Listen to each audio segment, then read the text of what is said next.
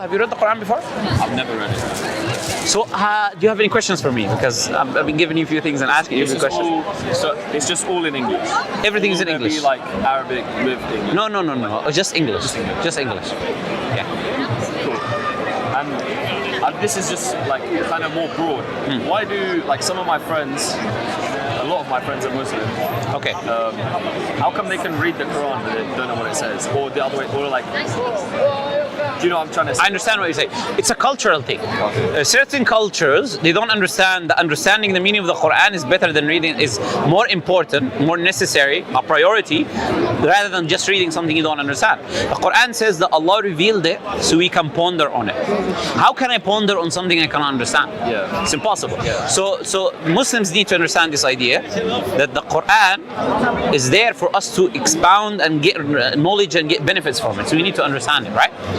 So that's why a lot of them might have problems in the future. So then, in the Quran, do you believe everything in it? Absolutely.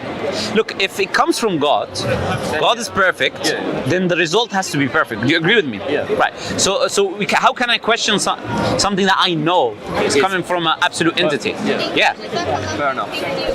It's just hard for me to like, for example, I'll think of like the Bible, and I feel like it won't. Obviously, they're all Abrahamic faiths, so there's some kind of. Depends on what you mean by. We don't accept that it's an Abrahamic faith. Like I give you Abraham existed before the Bible was there, before Moses was there, before Jesus was there. What religion was Abraham? Was it? That's what we say. You know what Muslim means? Muslim means to submit your will to God. Did Abraham submit his will to God when he told him to slaughter his son? I guess. He submitted. He went to take his son. I don't know if you know the story or not. But Abraham took his son to follow the commands of the Creator. And then the Creator told him not to do it. He was testing him, right? So he submitted his will. His most precious son, he got when he was old, over 90 years old, I think. He got one son. After a long time, then God tested him, said, slaughter your own son.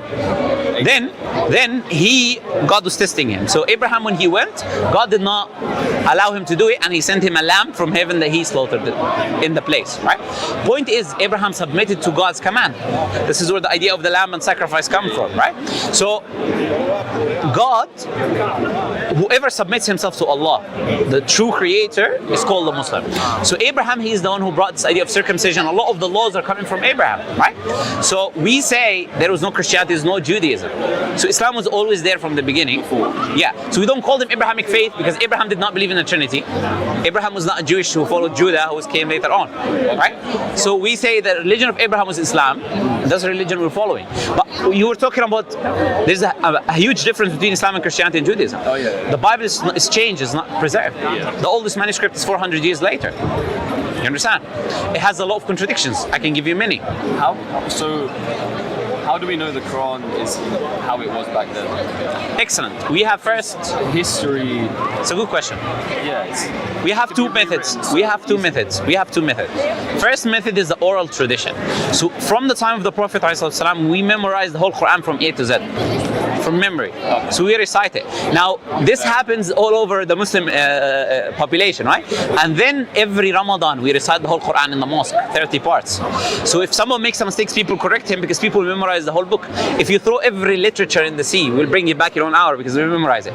Today there are millions of memorizers of the Quran. That's pretty mad. Millions. Yeah. And each of them have certificate that traces back to the Prophet with names of the in the certificate, the biographies of these people knowing about them. You can't play games with it, right? Second thing is we have carbon dated manuscripts from the 1st century.